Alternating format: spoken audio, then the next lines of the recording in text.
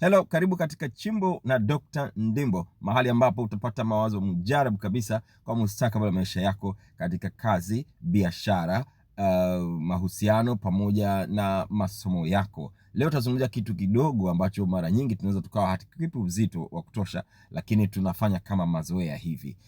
Na hii ni ukweli kwamba kumbe unaweza ukawa kimya, lakini ukatengeneza thamani kwenye kile kitu ambacho unakifanya, halafu ukakuta you go unatoboa, you see?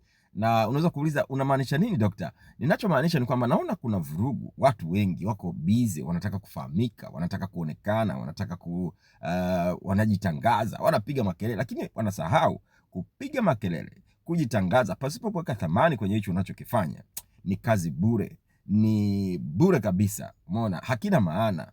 Lakini unahitaji kuweka thamani kwenye kitu unachokifanya. Moja ya thamani yako inajengwa kwenye nidhamu yako ya kila siku. Thamani yako inajengwa kwenye kujituma na kuwajibika pasipo kusukumwa. Thamani yako inajengwa kwenye kujifunza pasipo kukoma.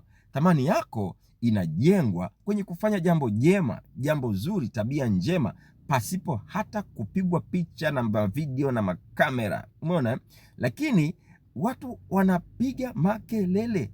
Kumbuka, kupiga makelele pasipo kuweka thamani hakutakupeleka popote. Umaarufu wako hautakukuza. Hiyo mitandao ya kijamii haitakuongezea chochote kile, lakini zaidi jina lako litaporomoka, Jenga thamani ili fursa zikutafute. Opportunity locate and find where you are.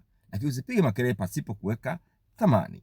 Like this video, subscribe kwenye YouTube channel yetu, na kumbuka kushare kwa mtu mmoja tu ambaye ungependa apate ujumbe huu.